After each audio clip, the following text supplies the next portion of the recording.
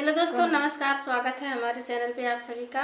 और एक धमाकेदार गारी गीत है, आप लोग सुनिए समधी जी का। कैसा लगा प्यारा सा कमेंट करके बताइएगा, और लाइक शेयर, और चैनल पे नए हैं तो चैनल को सब्सक्राइब भी कर लीजिएगा आप लोग।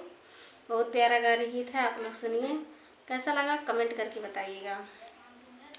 रोवत है समधी साले, रोवत है समधी साले, पीटत है कपार हो बहिनिया के चोरी होई गे। सुना थानेदार हो बहिनिया के चोरी होई गे।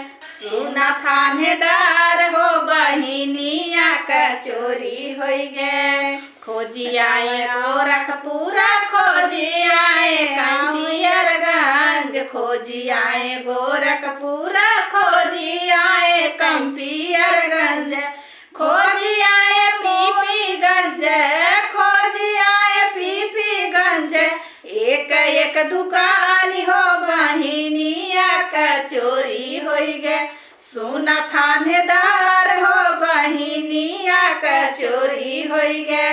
सुना थानेदार हो बहिनिया का चोरी होई गे। रोवत है अगुआ साले, रोवत है अगुआ साले, पीटत है कपार हो बहिनिया का चोरी होई गे।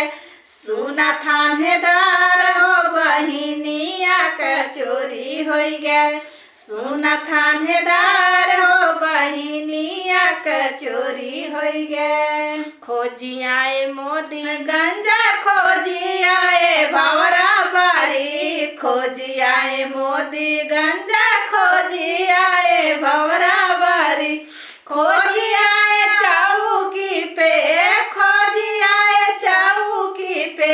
एक एक दुकान हो बहिनिया का चोरी होई गे। सुना थानेदार हो बहिनिया का चोरी होई गे।